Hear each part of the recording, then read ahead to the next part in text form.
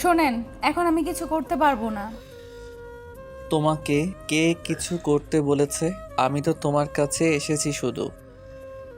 আপনি আমার কাছে আসবেন না, এখন কিছু হবে না। কেন কিছু হবে না? তুমি চাইলেই হবে আর আমি চাইলেই হবে। বললাম তো এখন কিছু হবে না। আর এখন রমজান মাস, আমি আপনার সাথে কিছু করতে পারবো না। এই একটা মাস অন্তত একটু নিজেকে সামলে নেন।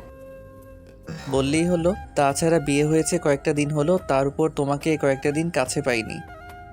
সেটা আপনার দোষ। আপনাকে কে বলেছিল রাগ করে আমার থেকে দূরে সরে থাকতে? আপনি তো ভেবেছিলেন আমি কালো, দেখতে বাজে, ওই জন্যই আমার থেকে দূরে সরেছিলেন। জানতাম না তো আল্লাহ আমার জন্য আমার পারফেক্ট একজন স্ত্রী পাঠিয়েছে। তাহলে কি করে বুঝবো যে এত সুন্দর একজন পরী আমার ঘরে আছে, যাকে কিনা আমি ভালোবাসতে পারবো, যাকে কাছে পেতে চাইবো? ওই জন্য এটা আপনার শাস্তি। পুরো 15 দিন আপনি আমাকে কষ্ট দিয়েছেন। বিয়ের রাতে বলেছিলেন আপনি আমাকে স্ত্রী হিসেবে মানেন না, আমার কাছে আসবেন না, আমাকে ভালোবাসতে পারবেন না। তাহলে এখন এত ভালোবাসা উতলে উঠছে কোথা থেকে? ভেবেছিলাম প্রেম করে বিয়ে করব, কিন্তু প্রেম তো হারাম। আর তাছাড়া তোমাকে আমি আগে কখনো দেখিনি। আব্বু আম্মু তোমাকে পছন্দ করে হুটহাট করে আমার বিয়েটা দিয়েছিল, ওই জন্য তো আমি রাগ করেছিলাম। আর আমি তোমাকে বিয়ের আগে দেখতে চেয়েছিলাম, কিন্তু আব্বু আম্মু বারণ করেছিল, তার উপর আমার পরিবার বারণ করেছিল, কারণ বিয়ের আগে কোনো মেয়ের মুখ দেখাটা জায়েজ না। তার উপর আমি আপনার সামনে আসতে যাচ্ছিলাম না, কারণ আমার সৌন্দর্য যতটুকুই হোক, আল্লাহ আমাকে যতটুকু দিয়েছেন ওইটা আমার কাছে যথেষ্ট। কারণ আমি পর্দা করি, ওই জন্য পরপুরুষের সামনে আসাটা ঠিক হবে না বলে মনে করি। ওই জন্য আপনাকে দেখা দেইনি, কিন্তু এখন তো আপনি আমাকে দেখতে পাচ্ছেন। ওই জন্যই তো ভুলটা করেছি। ভেবেছিলাম তুমি আমার যোগ্য হবে না, তার উপর তুমি দেখতে বাজে হবে, ওই জন্য আমার অনেকটা রাগ হয়েছিল। ভেবেছিলাম তুমি কালো হবে, ওই জন্য পর্দা করে থাকো, কিন্তু জানতাম না যে তুমি এতটা সুন্দরভাবে আর আমার জন্য পারফেক্ট হবে। আমি যা বলবো সেটা শুনবে আর আমার পরিবারটাকে পুরো নিজের করে নিবে। উপর থেকে দেখে সবটা ভাবা কিন্তু ঠিক না। আপনি যেমন উল্টাপাল্টা ভেবেছেন, তেমনি এখন এই উল্টাপাল্টা ভাবার জন্য আপনাকে শাস্তি পেতে হবে। তাছাড়া আমি এখন আপনাকে কাছে আসতে দিতে পারবো না। আপনাকে আমি বলেছি না এটা আপনার শাস্তি, তাই আপনি আমার থেকে দূরে সরে থাকবেন। যতদিন অবধি না এই রমজান মাসটা যাবে, ততদিন আপনি আমার কাছে আসতে পারবেন না। আপনাকে আমি স্ত্রীর অধিকার দিতে পারবো না। আজব তো, তুমি না বলতে যে স্বামী সব কথা শুনতে হয়, তাহলে এখন তুমি আমার কথা শুনবে না কেন? আমার তো তোমাকে কাছে পেতে ইচ্ছে করছে। পুরোটা দিন তোমার থেকে দূরে ছিলাম, আর 25টা বছর দেরি করে এখন তোমাকে বিয়ে করেছি। আর এখন যদি তুমি বলো যে তুমি আমাকে কাছে আসতে দিবে না, ভালোবাসতে দিবে না, সেটা কেমন বলো? আমার কি খারাপ লাগবে না তাতে? দেখেন, এই জন্য আমাকে মাফ করবেন, কিন্তু এটা একদম উপরওয়ালার নিয়ম নীতি আর বিধিবিধান। এর থেকে আমি কিছুটাই অমান্য করতে পারবো না। তাতে হয়তো আল্লাহ নারাজ হবেন। আর তাছাড়া রমজান মাসে স্বামী স্ত্রী এক হওয়া সম্ভব না, তাতে রমজানের পবিত্রতা নষ্ট হবে। তাই এই একটা মাস অন্তত একটু নিজেকে সংযত করে রাখেন। উপরওয়ালা দেখবেন আপনার জন্য অনেক সুন্দর কিছু রেখেছেন। তাই প্লিজ আপনি এমন করে জোর করবেন না, আমি সেটা দিতে পারবো না। আপনি এর জন্য আমার উপর রাগ করবেন না প্লিজ। কিন্তু কি করব, আমার তো তোমাকে কাছে পেতে ইচ্ছে করছে। তাছাড়া 15টা দিন তোমাকে আমি কাছে পাইনি, তোমার সাথে একই বেডে শুইনি পর্যন্ত। তাহলে আজকে কি তোমাকে আমার কাছে পেতে ইচ্ছে করে না বলো?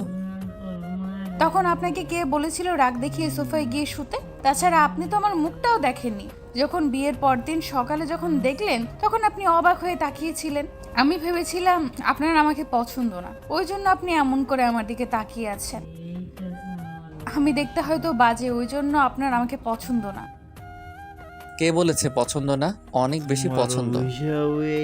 জানেন তো, আজকে একটা বিষয় জানতে পারলাম, মানুষ সৌন্দর্যের উপর ভালোবাসা দেখায়। আর তাছাড়া আর সুন্দর জিনিসটাকে মানুষ পছন্দ করে, কিন্তু কালো জিনিসটাকে মানুষ যতই বলে ভালো লাগে, কিন্তু মন থেকে কেউ পছন্দ করে না।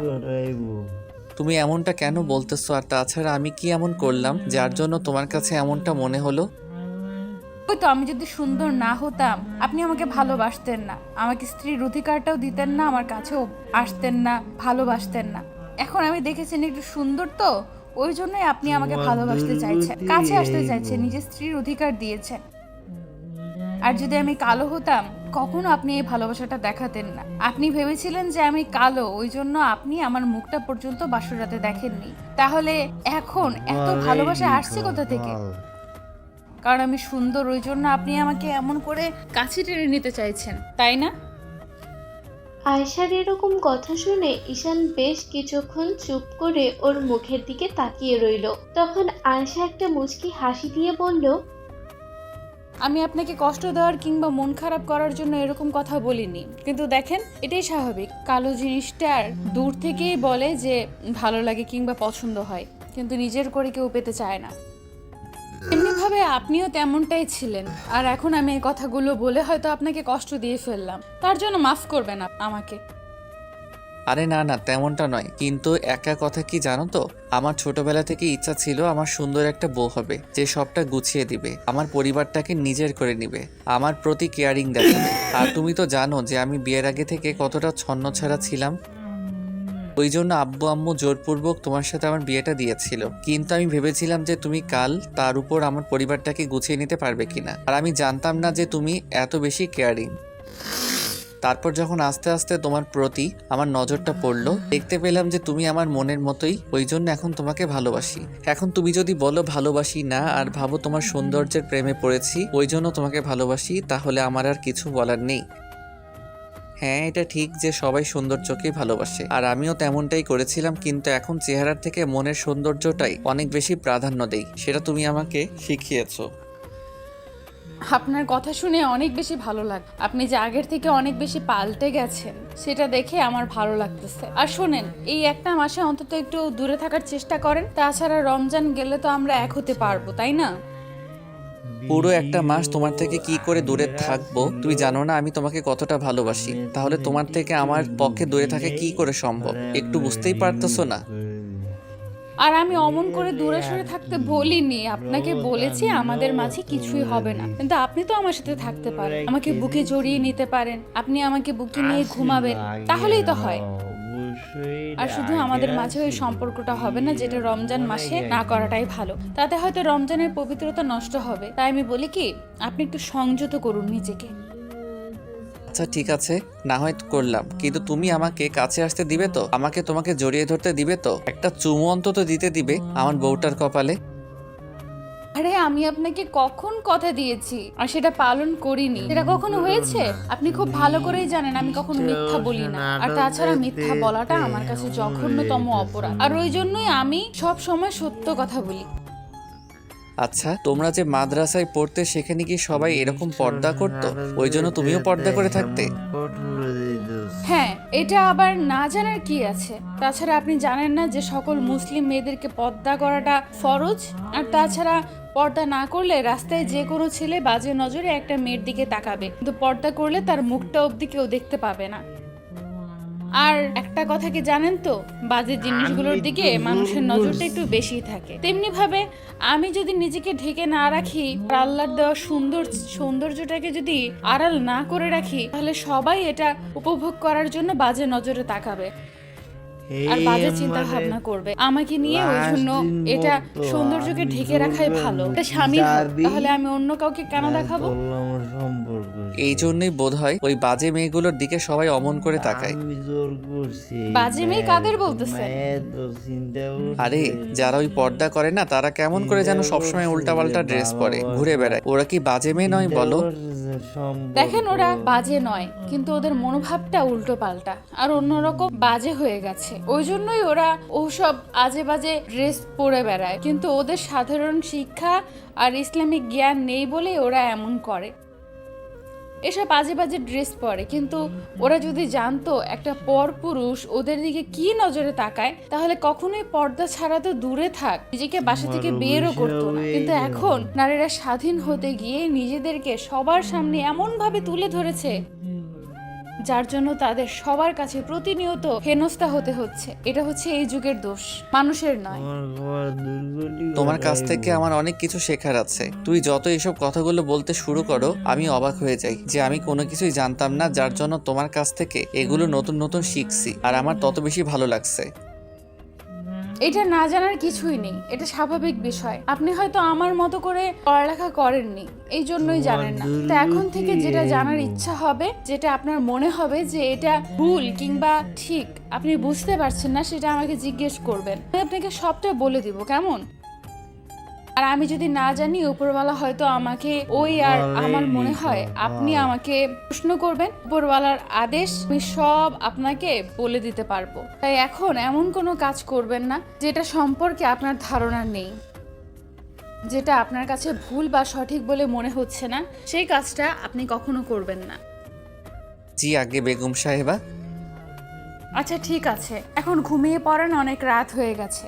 দেখেন আর একটু পর সেহরি খেতে উঠতে হবে, তারপর বেশি দেরি হয়ে গেলে কিন্তু উঠতে পারবেন না। এখন ঘুমিয়ে পড়েন। আচ্ছা ঠিক আছে, কিন্তু আমি যদি বেডে শুই তাহলে তোমার সমস্যা হবে না তো? তাহলে তুমি আনইজি ফিল করবে না তো? না, মোটেও না। আমি তো চাই আপনি আমার সাথে বেডে শোন। তাছাড়া আপনার অধিকার আছে আমার পাশে শোয়ার।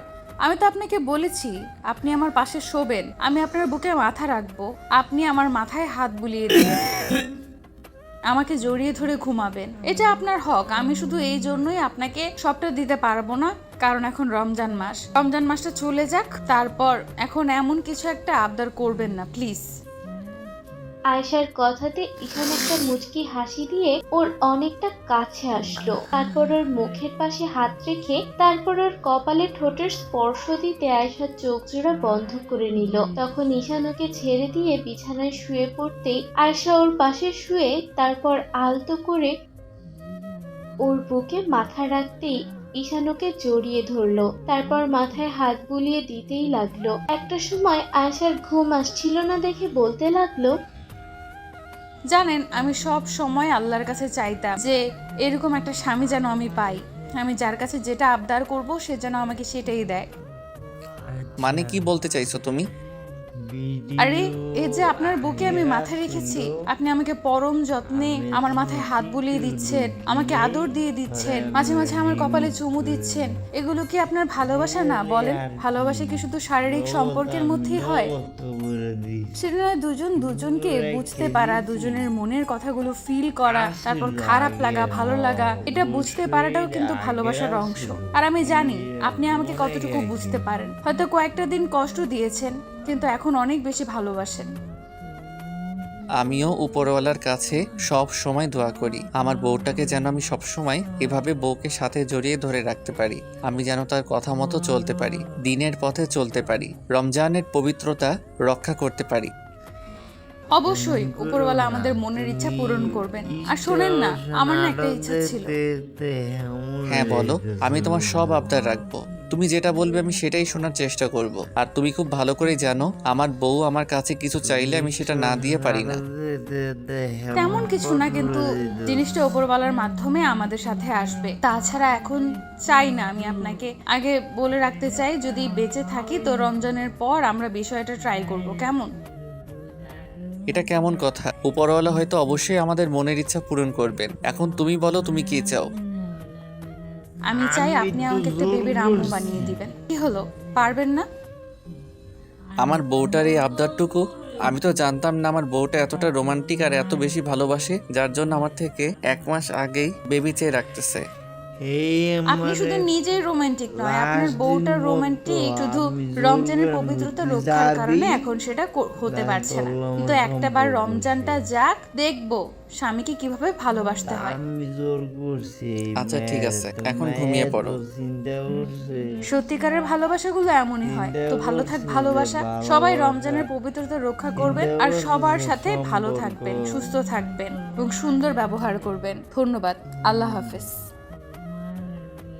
আমাদের দেয়া গল্পটি যদি আপনাদের ভালো লেগে থাকে তাহলে একটি লাইক করুন।